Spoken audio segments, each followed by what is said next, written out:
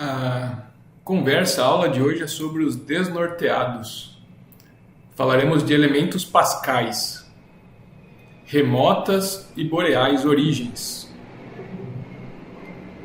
Esta aula é sobre os Boreoeutheria, um clado considerado recentemente pela ciência, de uma década para cá, mais ou menos, tem sido mais seriamente considerado a partir de análises moleculares que entram em bom conflito ou conseguem resolver algumas das mais difíceis situações presentes nas tentativas de proposta filogenética de 20 e 30 anos atrás, baseadas em, sobretudo, morfologia. Então, vamos lá, vamos começar de hoje para ontem. Vamos então numa jornada reversa da evolução, como fez Dawkins no livro que ficou traduzindo como A Grande História da Evolução. Em outro momento, pudemos ver com mais cuidado as características e a diversidade presente nos primatas, abordando tanto os padrões quanto a diversidade presente no táxon. Para este momento, então, basta lembrar que atualmente é um táxon reconhecido como ordem, na verdade já há um bom tempo, contemplando aproximadamente 200 espécies atuais conhecidas, com origem estimada para mais ou menos 70 milhões de anos ainda no Cretáceo.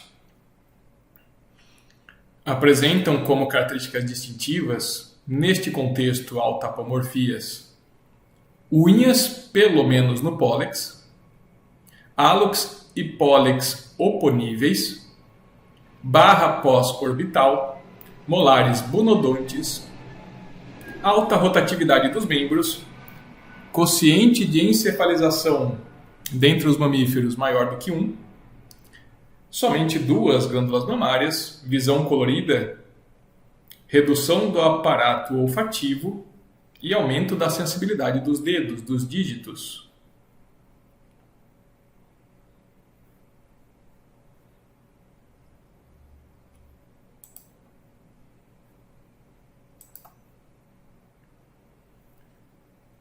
Bem, como grupo externo de primates, temos esses animais que têm como nome na língua portuguesa colugos. São apenas 2 espécies atuais conhecidas, espécies asiáticas, exóticas, portanto, aqui para o Brasil. Nome Dermóptera, que está relacionado com a presença de um patágio coberto de pelos na pele, né? Pele, asa, Dermóptera em grego. Patágio coberto por pelos. Esse patágio faz com que esses animais possam saltar, planar e geralmente vivem em grandes alturas nas árvores, não são tão comuns, e os comportamentos e a ecologia no geral deste táxon dos representantes desse táxon é pouco conhecida. Apresentam ainda outra característica, esses que são animais relativamente pequenos, apresentam então os incisivos inferiores nas mandíbulas com essas ranhuras que vocês podem perceber na imagem. E são incisivos largos também. Isso possivelmente está associado à alimentação desses animais, é uma adaptação bastante interessante, talvez para retenção de fibras de frutas, uma raspagem. E um outro táxon ainda,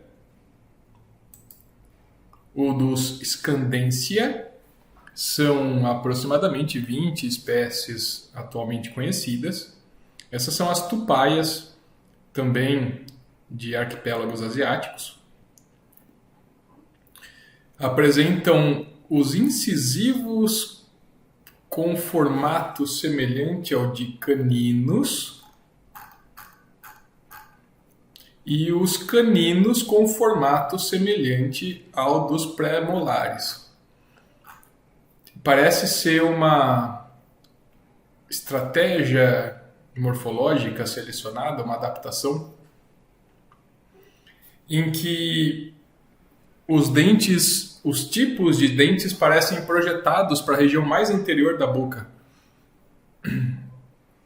E talvez tenha a ver com uma facilidade maior para a perfuração de presas que são capturadas. São animais também pequenos, de hábito... Também são chamados de musaranhos arborícolas, né? Como vocês podem ver na imagem, são bichinhos relativamente pequenos. E, enfim, muitos bichos podem ser chamados de musaranhas, né? Esses são apenas um deles, e esses tais musaranhos todos não compreendem um grupo monofilético, segundo a compreensão atual. Mas, de qualquer forma, são animais que predam pequenos insetos, também comem folhas e algum tipo de matéria vegetal também, como frutos, eventualmente algumas sementes, né?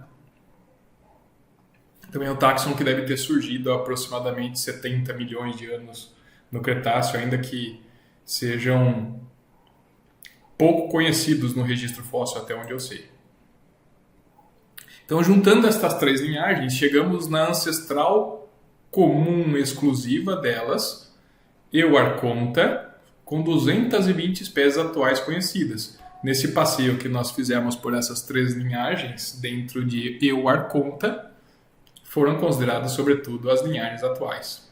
As extintas, sem descendência, não foram consideradas. Esse táxon foi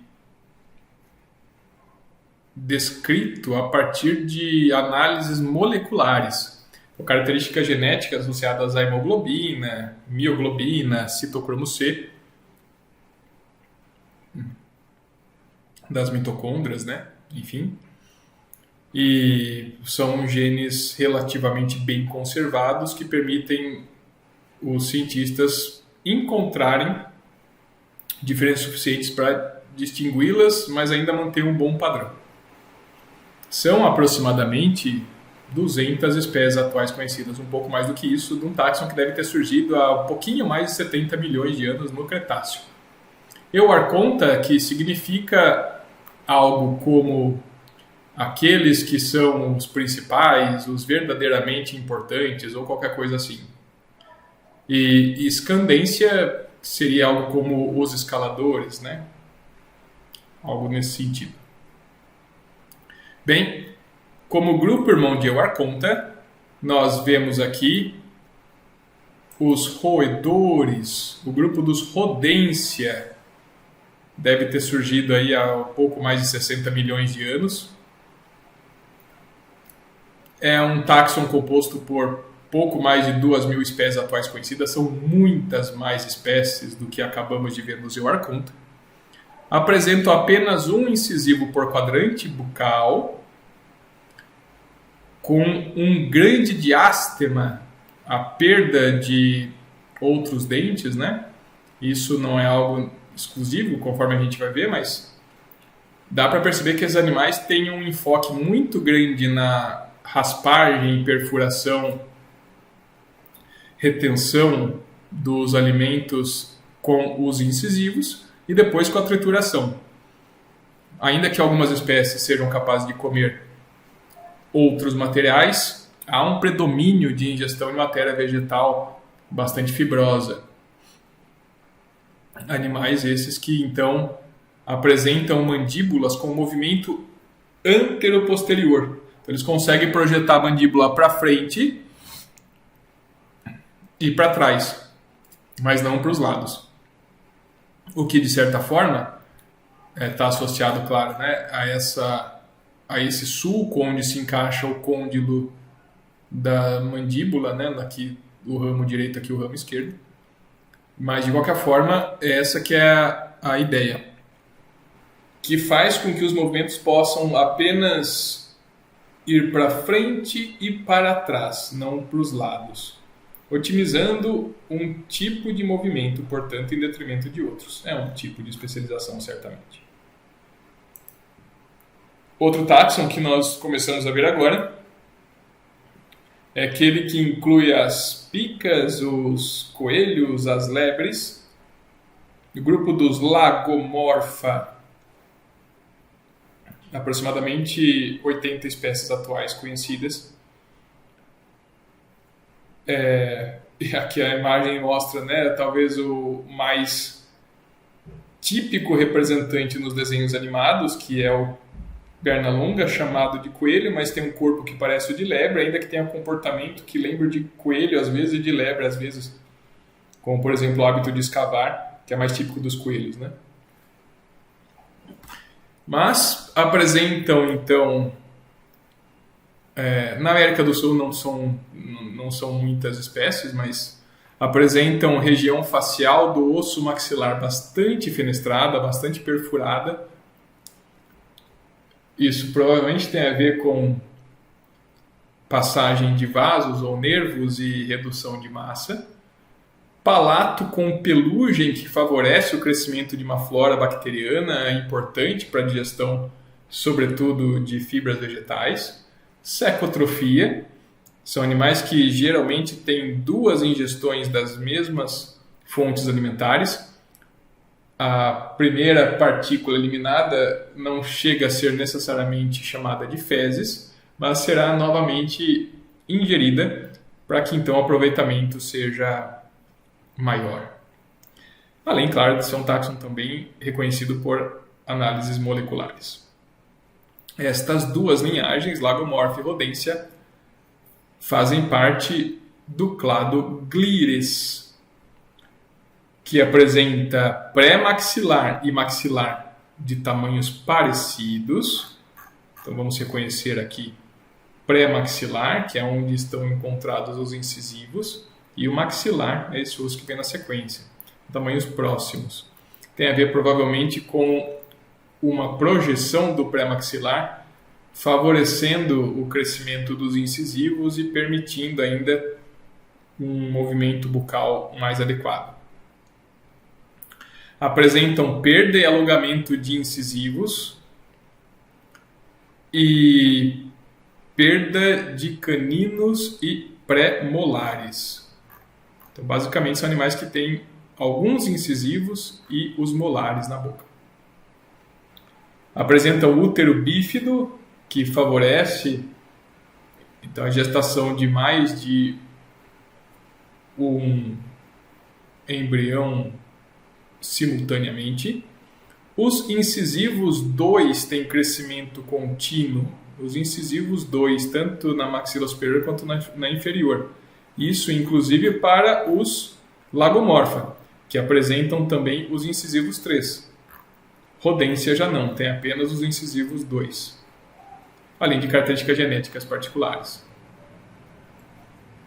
Então, voltando um pouco mais no tempo, há aproximadamente 75 milhões de anos, já conseguimos chegar aí no Cretáceo, no clado dos Euarchontoglires, a concestral de Glires e Euarchonta, com aproximadamente 2.300 espécies atuais conhecidas.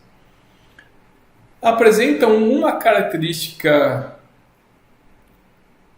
anatômica que, no final das contas, talvez seja até mesmo uma plesiomorfia, que é a placenta hemocorial.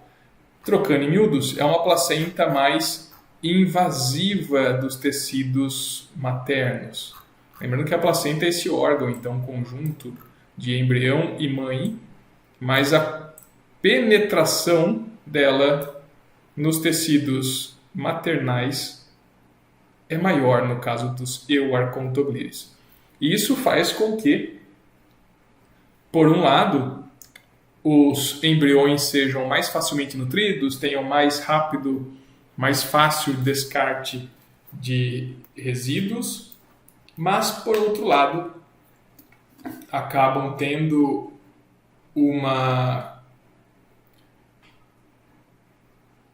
acabam trazendo um gasto maior para as fêmeas durante a gestação. E, consequentemente, são animais que tendem a ter um cuidado maior com a prole.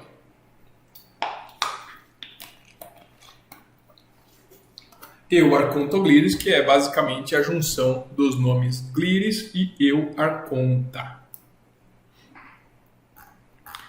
Alguns estudos moleculares mais recentes têm proposto outras organizações, mas nós vamos ficar com esta mesmo por enquanto.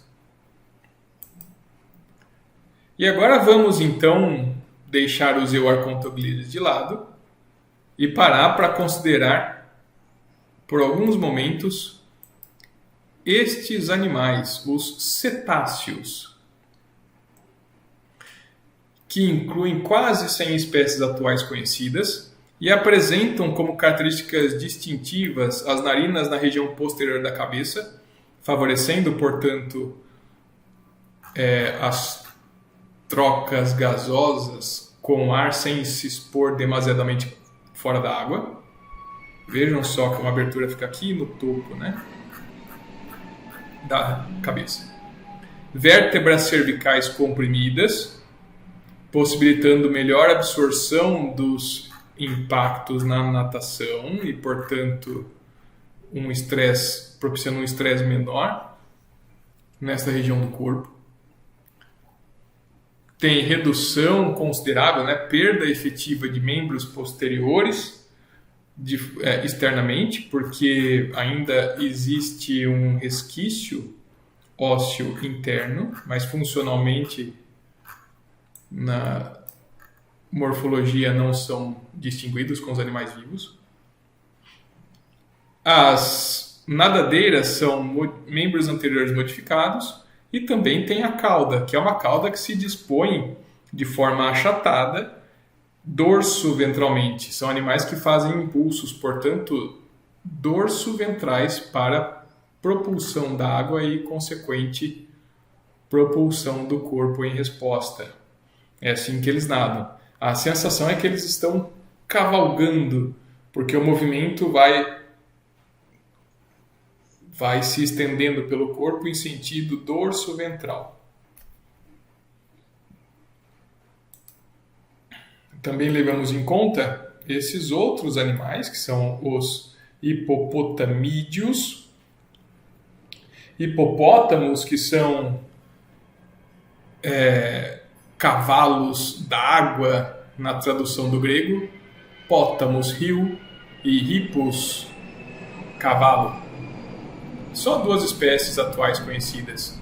Apresentam um tórax bastante longo, tem um corpo muito atarracado, as pernas curtas, tem incisivos cônicos que são muito propícios para o corte, e aqui mais uma evidência daquilo que costumam confundir bastante, que é associar de forma direta a presença de longos caninos com dieta carnívora, quando na verdade o melhor tipo de pensamento é que os carnívoros em geral têm caninos longos, mas nem todos os que têm caninos fortes e longos são carnívoros. Aqui estaria um exemplo, são animais que utilizam esses dentes sobretudo para defesa e para disputa sexual. Órgãos sensoriais posicionados dorsalmente em linha, possibilitando então uma captura de informação de fora da água sem expor o corpo consideravelmente. E também é um táxon conhecido por características genéticas em análises moleculares. Aqui eu ia fazer até uma consideração, mas vou deixar para outro momento, que é a de que esses animais, se tivessem sido encontrados em registros fósseis, dificilmente seriam reconstruídos como algo assim. Provavelmente teriam tido interpretação de coisas bem diferentes. E é um táxon que deve ter surgido há pouco mais de 50 milhões de anos. Outros, dos quais falaremos agora, são esses que podem ter chifres ou cornos, os ruminantes, com quase 200 espécies atuais conhecidas. Tem esse nome porque apresentam a capacidade de ruminar, aproveitando muito bem a matéria vegetal em colaboração com micro-organismos, numa simbiose muito importante para todos esses micro-organismos e também para os ruminantes, fazendo com que eles consigam aproveitar consideravelmente mais os nutrientes retirados de de vegetais que eles mastigam e engolem. Então aqui estaria um resuminho do processo de ruminação. Numa primeira fase, o estômago, que é subdividido em 4 câmaras, vai acolher o alimento no rumen e no retículo. Depois este alimento é novamente engolido, volta para a boca, é novamente engolido, e depois então vai passar pela digestão química, seguindo para o abomáso e depois para o duodeno e intestino delgado consecutivamente.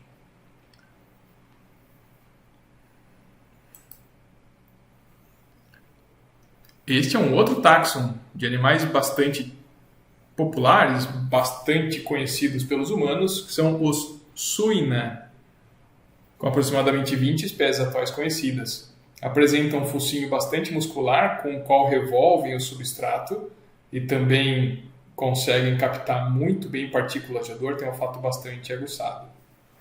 Alguns deles têm esse crescimento exacerbado de dentes que acabam sendo utilizados para defesa e para disputa sexual, com um comportamento bastante agressivo por vezes.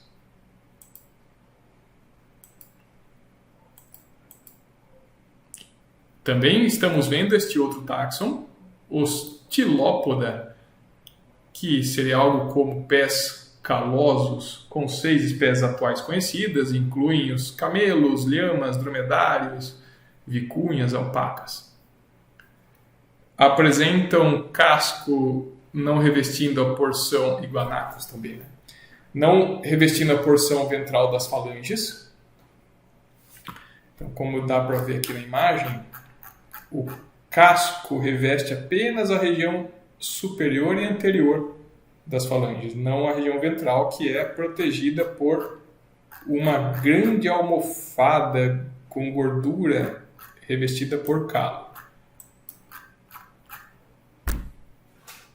Apresentam rumen com células aquíferas, que sim conseguem acumular água para animais que muitas vezes têm pouco acesso a ela. Assim como apresentam também muitas hemácias, uma densidade maior do que a maior parte dos outros mamíferos. Hemácias que, além de numerosas, são pequenas e ovaladas. Isso provavelmente tem a ver com uma adaptação para melhor aproveitamento do gás oxigênio. Assim como apresentam também ossificações do diafragma, que talvez estejam relacionados com movimentos respiratórios particulares desses animais, favorecendo, portanto, a oxigenação do sangue. Talvez.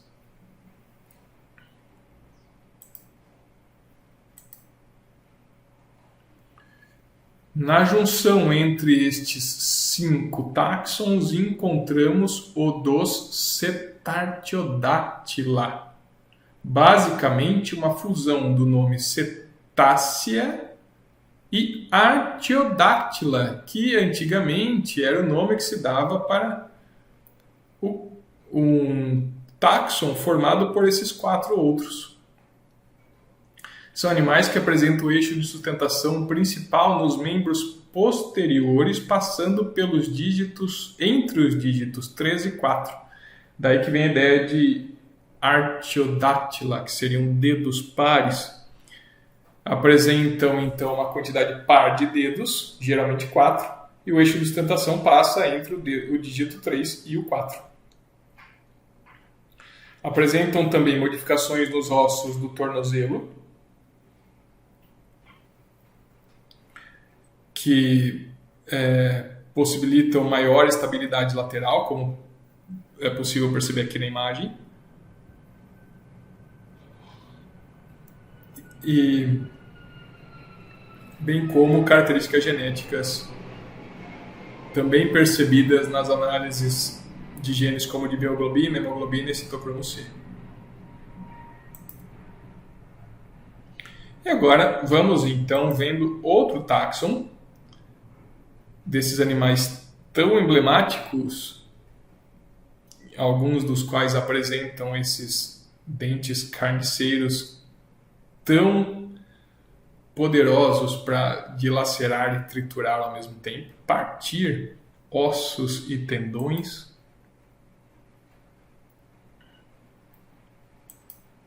No par carniceiro de dentes. E aqui mostrando, né, um animal com dentes absurdamente prolongados, especialmente os na maxila superior, que são as morsas. Enfim, aqui vários exemplos. Muitos crânios aqui mostrando de vários tipos de carnívoros.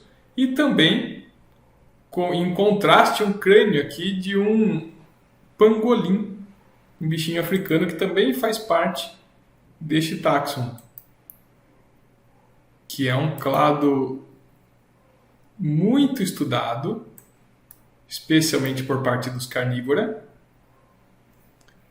com quase 300 espécies atuais conhecidas e tendo origem estimada aí para aproximadamente 90 milhões de anos, e apresenta, além de características genéticas exclusivas, também Osseum tentorium, que é uma placa óssea entre cérebro e cerebelo, talvez associada a algum tipo de subdivisão mais intensa nas funções neuronais.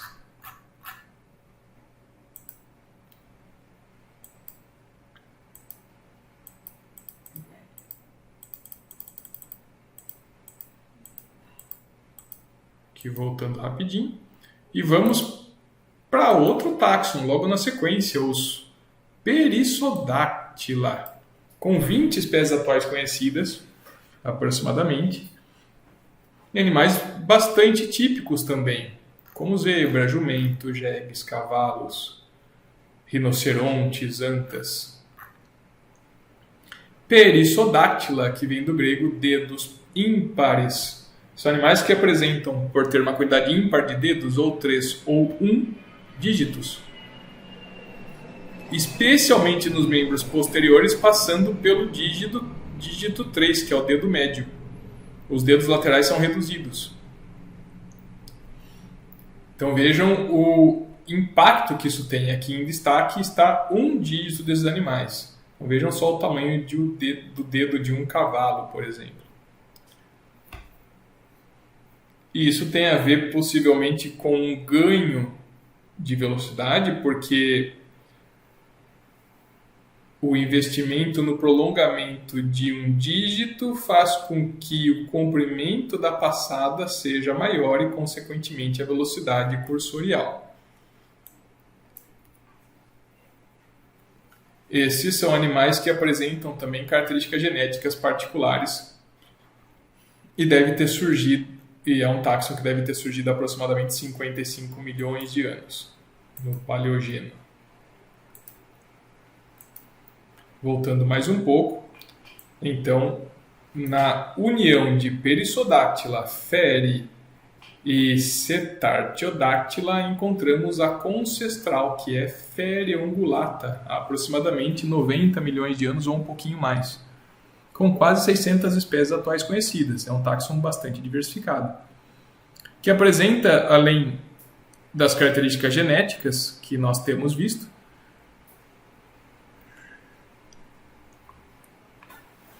uma placenta do tipo epitélio corial, que é a menos invasiva dos tecidos maternos. E ainda que não seja... não deve ser visto como uma coisa ruim, porque ainda que a nutrição dos embriões não seja tão otimizada assim, pelo menos o grau de invasividade nas mães também não é tão alto.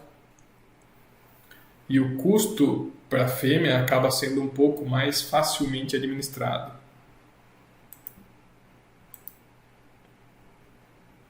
Continuando nossa jornada pela árvore evolutiva dos Boreopteria, agora percebemos os morcegos, o grupo dos Chiroptera, com quase 1000 espécies atuais conhecidas, muitas delas presentes na região neotropical, no Brasil inclusive, apresentam um patágio, só que é um patágio membranoso. E é um patágio que recebe esforço de voo, sobretudo das falanges 2 a 5, as falanges dos membros anteriores. Ficando, então, o dígito 1 para fora, com o qual, inclusive, eles podem se agarrar, se prender, mas não voar. Algo que fica restrito aos dígitos de 2 a 5. Apresentam cintura peitoral alargada e dorsal, o que facilita muito o esforço de batida dos membros para a produção dos movimentos de voo. E essa característica era utilizada há algumas décadas como evidência de parentesco entre os Chiroptera e os primatas, coisa que hoje em dia já não é vista com tanta proximidade assim, pelo menos em boa parte dos estudos mais atuais. E apresentam também ossos cranianos bastante fundidos, que diminuem um pouquinho da possibilidade de movimentos e reajustes cranianos, mas, por outro lado, facilita a formação de um crânio que é mais compacto e talvez isso esteja associado à diminuição das fraturas ou dos deslocamentos de ossos, já que são animais que voam e, portanto, estão sujeitos a impactos um pouquinho mais intensos. Ainda que eles mesmos não tenham geralmente dimensões muito grandes. Talvez as raposas voadoras estão entre os maiores, mas ainda assim são mamíferos de porte de pequeno a quase médio.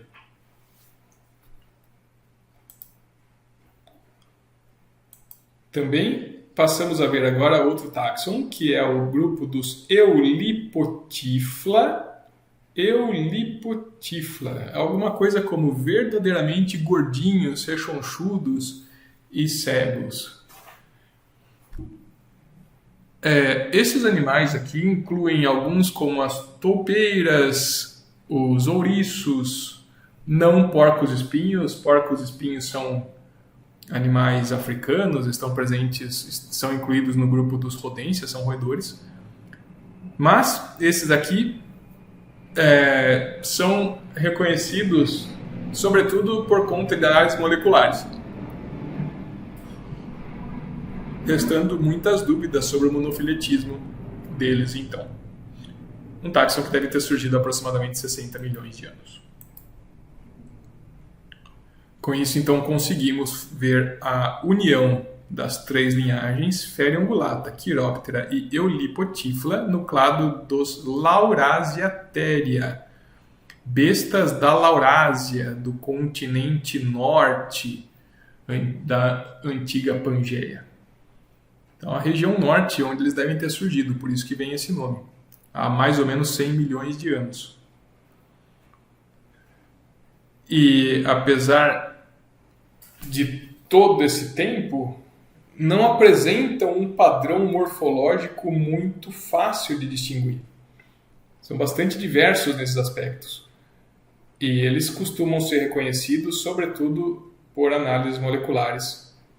Então é um táxon relativamente recente.